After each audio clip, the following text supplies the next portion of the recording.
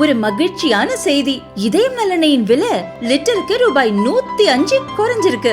September 2023ல 1 litre இதயம் நல்லெண்ணெயின் அதிகபட்ச விலை ரூபாய் 503. ஆனா இப்ப 1 லிட்டர் இதயம் நல்லெண்ணெயின் விலை ரூபாய் 398 மட்டும்தான் தமிழ்நாட்டுல. அப்ப இனிமே எல்லாரும் இதயம் நல்லெண்ணெய் வாங்கலாம் இல்ல? டாக்டர் ஸ்ரீவர்மாஸ் வெல்னஸ் அனைத்து நோய்களுக்குமான ஆயுர்வேத மருத்துவம் தமிழகம் எங்கும். ஃபார் அப்பாயின்மெண்ட்ஸ் 99424411 and 994211 தெய்வத்தால் ஆகாது எனினும் முயற்சிதன் மெய் வருத்த கூலி தரும் பிறப்புக்கும் எல்லா உயிருக்கும். கோவை மாநகர மாவட்ட கழக செயலாளர் திரு வி சம்பத்குமார் அவர்களே, மாநில உறுப்பினர் சேர்க்கை அணி செயலாளர் திருமதி சி விஜயலட்சுமி அவர்களே, கொள்கை பரப்பு இணை செயலாளர் திருமதி தாகிரா அவர்களே, கொள்கை பரப்பு செயலாளர் திரு ராஜ்மோகன் அவர்களே, துணை பொதுச் செயலாளர் திரு சிடிஆர் நிர்மல்குமார் அவர்களே, தலைமை நில செயலாளர் திரு ஏ ராஜசேகர் அவர்களே, பொருளாளர் திரு பி வெங்கட்ராமன் அவர்களே, பொதுச் செயலாளர் அன்புமிகு அண்ணன் திரு என் ஆனந்த் அவர்களே, நேற்று குறிப்பிட்டதை போல 1967 1977 குறிப்பாக 1977 ஒரு ஜனநாயகம் இல்லாத ஒரு ஆட்சியை இருந்த ஒரு இருண்ட காலத்தில் புரட்சி தலைவர் எம்ஜிஆர் அவர்கள் 3 இடத்தில் தோன்றினார். அதன் பிறகு 2026 ஒரு இருண்ட காலகட்டத்தை தமிழகம் இருந்து கொண்டிருக்கின்ற நேரத்தில் எம்ஜிஆர் என்கின்ற ஒரு அடையாளம் எப்படி 1977 மக்களால் உருவாக்கப்பட்டதோ அதே போல் 2026 நமது தலைவர், நமது ஜனநாயகன், நமது வெற்றி தலைவர் தமிழக வெற்றி கழகத்தின் சார்பாக வணக்கம் தெரிவித்து இங்கு அமர்ந்திருக்கக்கூடிய கட்சியினுடைய மாவட்ட செயலாளர்கள், ஒன்றிய செயலாளர்கள், கிளைச்சலக செயலாளர்கள், வாக்குச்சாவடி முகவர்கள் ஆகிய என்னுடைய தோழர்களுக்கும் என்னுடைய வணக்கத்தை கூறி என் உரையை உங்கள் முன் ஆரம்பிக்கிறேன். தலைவர் வந்தவொடனே கேட்டாரு, என்ன ஒரு வைப்ரேஷன் நேத்தோட இன்னைக்கு அதிகமா இருக்கு அப்படின்னு.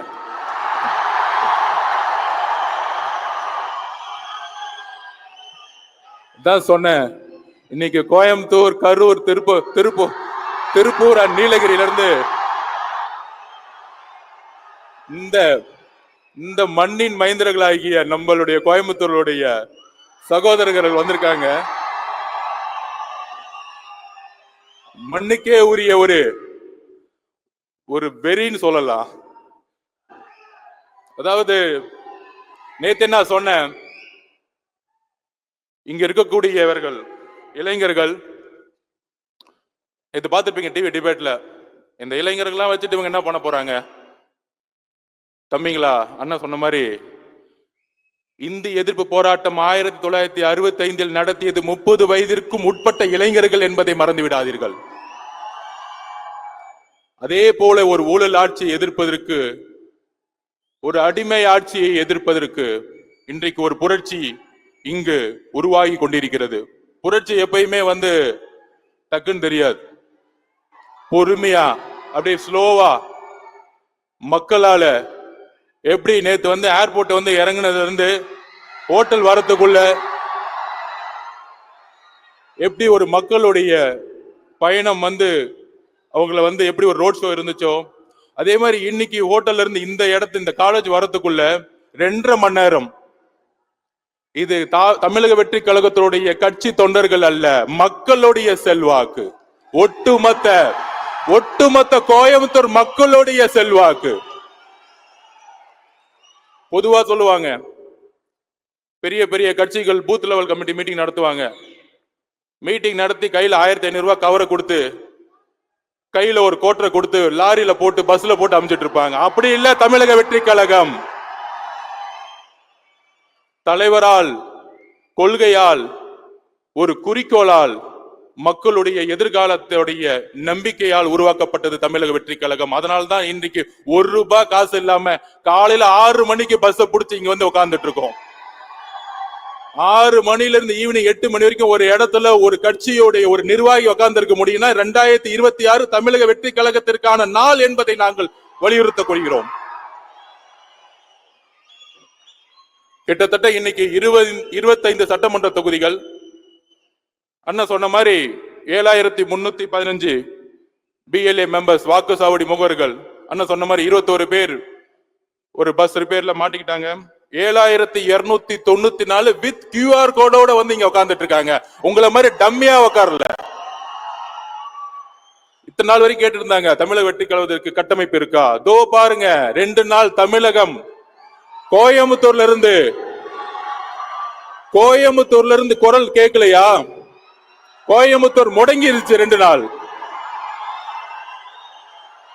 இந்த டிவியில உட்கார்ந்து பேசிக்கிட்டு அப்படி நடக்கும் இப்படி நடக்கும் பொருளை பேசிக்கிட்டு பழைய பத்திரிகையாளர் என்ற போர்வையில் உட்கார்ந்துகிட்டு 50 வருஷமா வயசாயிட்டு திமுக அதிமுக ஒரே அரசியல பார்த்துட்டு உங்களுக்கு நம்மளுடைய வலிமை தெரியாது. ஒரு வரலாறு உருவாகும் பொழுது பழைய காலத்தை பத்தி தான் பேசிக்கிட்டே இருப்பாங்க. இன்றைக்கு புதிய சிந்தனை என்பதை மக்கள் தான் உருவாக்குவார்கள். பத்திரிகையாளர் ஒரு போர்வையில பிம்பத்துல திமுக கட்டமைச்சிருக்கக்கூடிய செய்தியாளர்களால உருவாக்க முடியாதுங்கிற நான் பதிவு பண்ணிக்கிறேன். ஏன் பதிவு பண்றேன்னா, இது பேசுன மாதிரி எல்லா டிவிலையும் டிபேட். தலைவர் விஜய் அவர்களுடைய திட்டம் என்ன? அவர் ரொம்ப தீவிரமா பயணிப்பாரா? அவர் ஏன் 3 நிமிஷம் பேசுறாரு?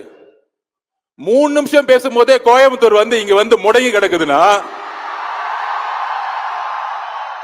எங்களுக்கு தெரியும் என்ன ஸ்ட்ராட்டஜி பண்ணணும், எங்க தலைவருக்கு தெரியும் எப்ப பேசணும், எங்க தலைவருக்கு தெரியும் எப்பொழுது பிரச்சாரத்தை மக்களுடைய சந்திப்பை உருவாக்கணும், எப்படி ஆட்சியை மாற்றணும். எங்களது தமிழக வெற்றி கழகத்திற்கும் எங்களுடைய தலைவருக்கும் தெரியும். நீங்கள் எங்களுக்கு பாடத்தை எழுப்பாதீர்கள்.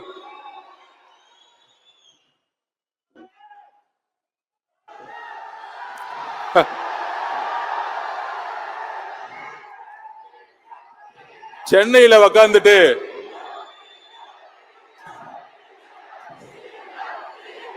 சத்தமா கேட்கட்டும்.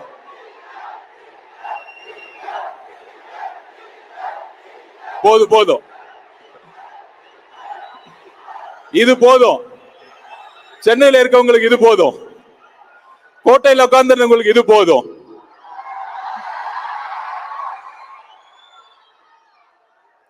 நண்பர்களே, அதாவது நேத்து ஒண்ணு பதிவு பண்ண, வகுப்பு சட்டம் வந்துச்சு.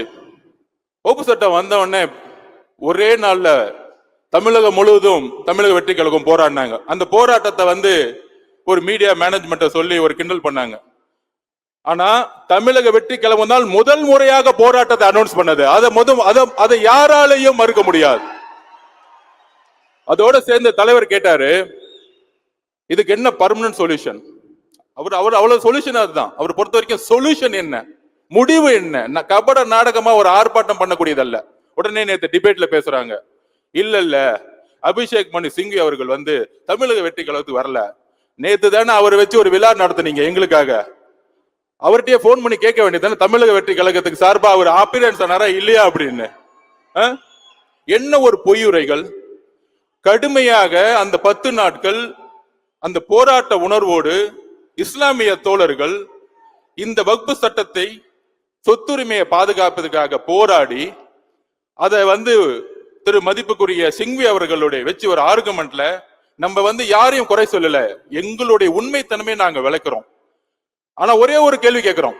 அது தலைவர் எங்கிட்ட கேட்டார் இன்னைக்கு மதியானம் கேட்டார். என்ன கேட்டார்னா, அதாவது சிஏஏ சட்டம் வரும்பொழுது எல்லாரும் எடுத்து நின்னாங்க இஸ்லாமியர்கள் சகோதரர்களுக்காக. கேரளா கவர்மெண்ட் ரெசல்யூஷன் பாஸ் பண்ணாங்க. கேரளா கவர்மெண்ட் ரெசல்யூஷன் பாஸ் பண்ணி என்ன பண்ணாங்கன்னா, இமிடியேட்டா சுப்ரீம் கோர்ட்ல கேரளா கவர்மெண்ட் கேஸ் ஃபைல் பண்ணாங்க அந்த சட்டத்துக்கு எதிராக. இங்க ஒரு கபட நாடகம் ஆடக்கூடிய ஒரு ஆட்சி இருக்கு. மாநில சட்டமன்றத்தில் ரெசல்யூஷன் பாஸ் பண்ணாங்க, ஒத்துக்கிறோம், உங்களுடைய ரெசல்யூஷனுக்கு வரவேற்கிறோம். ஆனால் ஒன்றிய அரசால் ஏற்படுத்தக்கூடிய சட்டம் மாநிலங்களிலும் மக்களவையிலும் நிறைவேற்றிய பிறகு, ஜனாதிபதியால் கையொமிட்ட பிறகு சட்டமன்றத்துடைய ரெசல்யூஷன் செல்லுபடியாகாது, அழுத்தம் கொடுக்க முடியாது. ஒரே தீர்வு போராட்டம், இல்லை என்றால் உச்ச நீதிமன்ற தீர்ப்பு. எங்களுடைய தலைவர் உச்ச நீதிமன்றத்தை நம்பினார். அதனாலதான் நாங்கள் இந்த வெற்றியை பெற்றோம். எங்க தலைவர் வழியில் ஒரு கேள்வி கேட்கிறேன், ஏன் தமிழக அரசு வகுப்பு சட்டத்திற்கு எதிராக இந்த கேஸ்ல ஜாயின் பண்ணல? இன்றைக்கு டிபேட் நடத்துங்க. தமிழக அரசுடைய நோக்கம் என்ன? தைரியம் இருந்தால் தமிழக அரசு சொல்லட்டும். ஏன் தமிழக அரசு இந்த கேஸ்ல இஸ்லாமிய தோழர்களுக்காக வகுப்பு சட்டத்திற்காக ஏன் இந்த கேஸ்ல கேஸ் ஃபைல் பண்ணல? தமிழக வெற்றி கழகம் தான் உண்மையான எதிர்க்கட்சி. எங்கள் தலைவர் தான் இன்றைக்கு உண்மையான எதிர்க்கட்சி தலைவர். 10 மாதம் நீங்கள் ஒரு மிகப்பெரிய எதிர்க்கட்சி தலைவர்களை பார்ப்பீர்கள். எங்கள் தலைவர் மூலியமாக உங்களுடைய கபட நாடகத்தை எங்கள் தலைவர் தோலுரித்து காட்டுவார். இந்த கேள்விக்கு இன்னைக்கு தமிழக அரசுக்கு பதில் சொல்ல தயாரான்னு இன்னைக்கு ஈவினிங் டிவில பார்ப்போம்.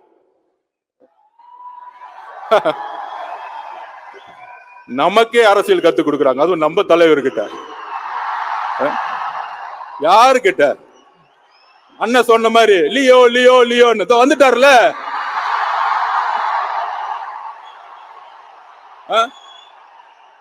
ஏன் வரல?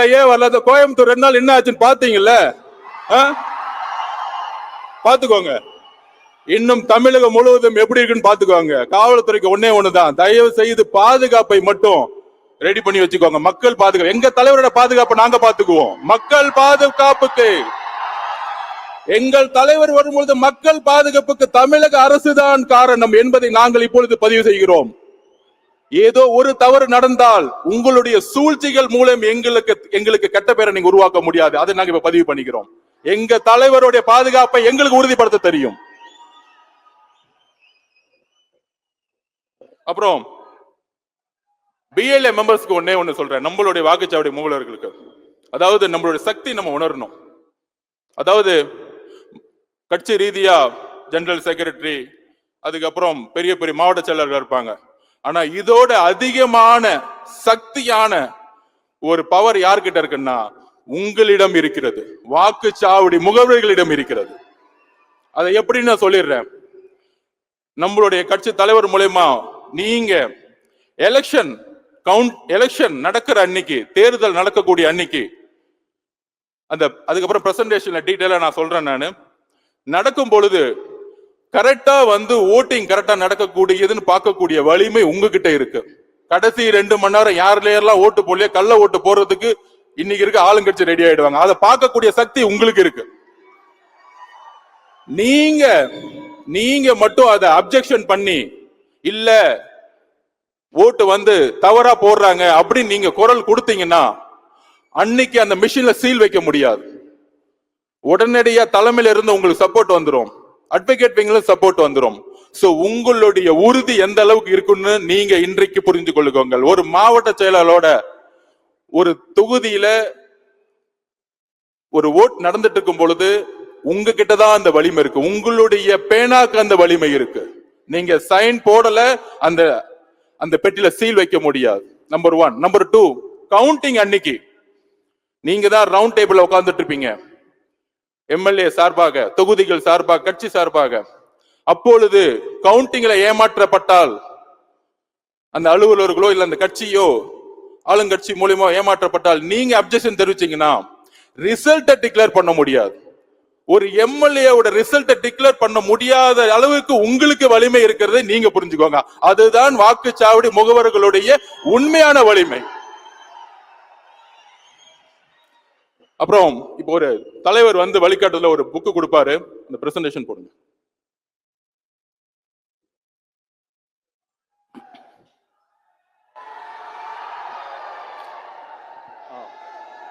கோவை தெற்கு, கை தூக்குங்க பாப்போம். கோவை தெற்கு. ஒரு எக்ஸாம்பிள் சொல்லிடுறேன் எப்படி நம்ம வேலை பார்க்கணும் அப்படின்னா, இதுதான் கோவை தெற்குடைய பழைய வரலாறு நம்ம உள்வாங்கணும். 2021 தேர்தல்ல ஒவ்வொரு பூத் வைஸா உங்களுடைய தொகுதியில எலெக்ஷன் கமிஷன் அனௌன்ஸ் பண்ணிருப்பாங்க எவ்வளவு வாக்காளர்கள், அதுல ஆண் பெண் என்ன, இளைஞர்கள் என்ன அப்படிங்கிற லிஸ்ட் நீங்க எடுத்துக்கலாம். நான் வந்தவொடனே பார்த்தேன் உங்க கையில போன் இல்ல, அண்ணா ஒரு நோட் பேட வச்சுட்டு ஒரு ஹேஷ்டாக் போட்டீங்க பாருங்க, எல்லாரும் சேர்ந்து Vijay CM TVK for TN இந்த பாருங்க ஒரு புக்லயே நீங்க எழுதிட்டீங்க. அது ரொம்ப பிடிச்சது என்னன்னா பை பை டிவிஎம்கேன்னு ஒரு பொண்ணு எழுதிருந்துச்சாங்க, அழகா இருந்துச்சு. இந்த மாதிரிலாம் ஒரு ஹேஷ்டாக் போட்டு ஒரு கையில ஒரு புக்கை வச்சு இதுலயே ஹேஷ்டாக் போட்டீங்களே, இவ்வளவுதான் அரசியல். இவங்க பாக்குற மாதிரி 70 வருஷ கட்சி 100 வருஷ கட்சி அதெல்லாம் தேவையில்லை. இந்த வேலையை நம்ம செஞ்சுட்டா போதும். Next page. இதுல உங்களுக்கு டீடைலா இருக்கும். கோவை தெற்கு தொகுதியில 2021 படி 253 பூத்தஸ். இந்த 253 பூத்தஸ் தான் உங்களுடைய முக்கியமான குறிக்கோள். அதுல எத்தனை ஓட் பேங்க் இருக்கு. ஒரு பூத்துக்கு சராசரியா 1100 1100 ஓட்டர்ஸ் இருப்பாங்க. 300 குடும்பம் 400 குடும்பம். பிரசன்டேஷன்ல நெக்ஸ்ட் காமிச்சிடுறேன். நெக்ஸ்ட். இதுதான் ஒரு பூத். இதை முக்கியமா நோட் பண்ணிக்கோங்க. ஒரு பூத்துல செகண்ட் பூத் போங்க. ஓகே, ஃபர்ஸ்ட் பூத் போங்க. இல்ல first page. Next page. Third page. இதுல பாருங்க 2021ல எம்என்எம் 296 ஓட்டு வாங்கியிருப்பாங்க. சாரி, இப்ப அந்த கட்சி இப்ப இல்ல, விட்டுருங்க. அடுத்த டிஎம்கே 237 ஓட்டு. சோ இந்த மாதிரி உங்களுக்கு 2016 2021க்கான டேட்டா தரவுகள் மாவட்ட செயலர் மூலமா உங்களுடைய போனை கொடுத்துருவோம். இதுல ஏன் இந்த பேஜோட நான் நிப்பாட்டுறேன் அப்படின்னா, கிட்டத்தட்ட 69,204 பூத்தஸ் நம்ம கிட்ட இருக்கு. இங்க எப்படி இன்னைக்கு 7,294 வாக்குச்சாவடியில் முகவர்கள் உட்கார்ந்துட்டு இருக்கோமோ, அவங்களுடைய குறிக்கோள் நமக்கு என்ன இருக்கணும்னா, ஒரு தொகுதிக்கு ஒரு 309 ஓட்டை நம்ம பிக்ஸ் பண்ணணும். நம்மளுடைய குறிக்கோள் என்னன்னா, ஒரு தொகுதி, அதாவது தலைவர் பிரச்சாரம் பண்ணுவாரு, மக்கள்கிட்ட ரீச் ஆயிடுவார். ஆனா நம்மளுடைய குறிக்கோள் என்ன இருக்கணும்னா, ஒரு தொகுதிக்கு நம்மளுடைய வாக்குச்சாவடிகள் முகவர்கள் கிட்டத்தட்ட 300 இருந்து 400 குடும்பம் இருக்கும். 1200 ஓட்டு. நம்மளுடைய போராட்டம், நம்மளுடைய மக்கள் பிரச்சனை, தலைவர் சொன்ன மாதிரி தான், ஓட் பேங்காக கிடையாது. மக்களுடைய பிரச்சனைகள், மக்களுடைய போராட்டம், மக்களோட எப்படி நம்ம ஒன்றிணைவது, அப்படி ஒரு 350 பேரை ஒவ்வொருத்தரும் ரீச் பண்ணிட்டோம்னா, இப்ப சொல்றாங்களே கூட்டணி என்ன, கூட்டணி இருந்தா என்ன, அதாவது ரெண்டு பெரிய, நேத்தெல்லாம் பாருங்க டிவி டிபேட்ல 2 பெரிய கூட்டணிகள் உருவாயிருச்சு. அதுல அந்த திமுக காரெல்லாம் பாருங்க என்ன சொல்லுவாப்லன்னா, டிவிக்கே மூணாவது தாங்க அப்படின்னு. ஏன் தெரியுங்களா? ஒரு உண்மையான தலைவரை எதிர்கொள்வதற்கு பயம். டிவிகே டிஎம்கேன்னு வந்துடக்கூடாதான். டிவில உட்காந்து பேசிட்டு இருக்காங்க. அப்படி வந்துட்டா என்ன ஆகும்? டிஎம்கே தோத்துரும் அப்படிங்கிறதுக்காக ஒரு உளவியலை கிரியேட் பண்றாங்க. அந்த உளவியலை உரைக்க முடியும். வரலாற்றுடைய, அதாவது பாஸ்ட், பிரசன்ட் அண்ட் ஃபியூச்சர்னு சொல்லலாம். பாஸ்ட்ல ஒரு எக்ஸாம்பிள் இருக்கு, அதை நான் சொல்லிடுறேன். 1977 நம்ம சொல்றோமே எம்ஜிஆர்னு, ஏன் 2027 வரக்கூடாது அப்படின்னு, அதுக்கான நோக்கத்தை நான் இப்ப சொல்லிடுறேன், தரவுகளோட சொல்றேன். அதாவது 1974 திமுக வாங்கின ஓட்டு பாத்தீங்கன்னா 24.90%, காங்கிரஸ் 17%. 1967 முன்னாடி ஆண்ட கட்சி ஜனதா பார்ட்டின்னு ஒண்ணு இருக்கும். ஜெயபிரகாஷ் நாராயண் அவர்கள் உருவாக்கிய பார்ட்டி. அந்த காலத்துல 16%. எம்ஜிஆர் அவர்கள் 30.40%. வெறும் 30% நம்ம ரீச் பண்ணா போதும், நம்ம ஆளுங்கட்சி ஆயிடுவோம். ஏனென்றால் 2026 தமிழக வெற்றி கழகம் முதன்மையான கட்சி. அதுக்கப்புறம் தான் திமுக, அதுக்கப்புறம் தான் மித்த கூட்டணி, தேசிய முற்போக்கு என்டிஏ கூட்டணி. அப்ப 3 கூட்டணிகள், 3 முனை போட்டி ஏற்படும் பொழுது, இல்ல 4 முனை போட்டிகள் ஏற்படும் பொழுது, நம்ம ஒரு பூத்துக்கு 350 ஓட்டு வாங்கினா போதும், நம்ம தான் தனிப்பட்ட முறையில் ஆளுங்கட்சி. அதை நாம் மறந்துடக்கூடாது. 350 ஓட்டிட்டு 69,000 போட்டு பாருங்க, 2,40,00,000 ஓட்டுக்கு மேல வந்துடும் நமக்கு. இது போதும். அப்ப நம்மளுடைய பணிகள் என்ன, அதை விளக்குறதுக்கு தான் தலைவர் பேசின பிறகு ஒரு பிரசன்டேஷன் இருக்கு. இதை எப்படி மாநிலம் தலைவில் 69,206 பூத்தை நம்ம இணைக்க போறோம், எப்படி 2077 ரிசல்ட் நம்ம கொண்டு வர போறோம். தோழர்களே, நமக்கு எதிராக தொலைக்காட்சியிலையும் கைபேசிலையும் நிறைய பொய் பிரச்சாரங்கள். உங்களால வெற்றி பெற முடியுமா? அவங்க பலமா இருக்கிறாங்க, பணபலத்தோட இருக்கிறாங்க, அவங்க ஒரு மிகப்பெரிய மாவட்ட செயலாளர். எந்த ஊழல் பணத்தாலையும் 2026 வெற்றி பெற முடியாது. எழுதி வைத்துக் கொள்ளுங்கள். அதுக்கு ஒரு உதாரணமே சொல்லிடுறேன். 2021 என்னோட தேர்தல் எக்ஸ்பீரியன்ஸ் சொல்றேன். இந்த விசிகே கம்யூனிஸ்ட் தோழர்களா இருக்கான் பாருங்க, எந்த செலவு பண்ணாம ஜெயிச்சாங்க. அதை நான் உறுதியா சொல்றேன். செலவு பண்ணாம ஒரு எம்எல்ஏ ஜெயிக்க முடியும். அப்படி ஒரு கட்டமைப்பை உருவாக்குவாங்க. காசு இருந்தாதான் ஜெயிக்க முடியும், அவங்க மிகப்பெரிய ஆளுன்னு கிடையவே கிடையாது. நம்மளுடைய தலைவருடைய பிரச்சாரம் போதும். ஒரு உண்மையான தலைவர் புதுசா வந்துட்டாருங்கிற பிரச்சாரம் போதும், மக்கள் சந்திப்பு போதும். ஒரு 2 நாள் பேரதிர்வுகளை கோயம்புத்தூர் உருவாக்கும் பொழுது கண்டிப்பாக நீங்க ஜனவரியில் எழுதி வச்சுக்கோங்க, முதன்மை கட்சியா எடுத்த உடனே சர்வே ரிப்போர்ட்ல தலைவர் 45% 50% ஃபர்ஸ்ட்ல போய் நின்னுட்டு போயிட்டே இருப்பாரு.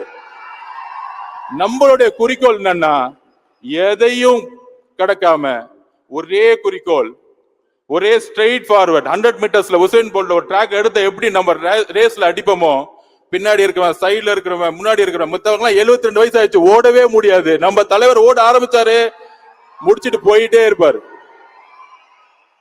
அந்த அளவிற்கு நமக்கு வலிமை இருக்கு.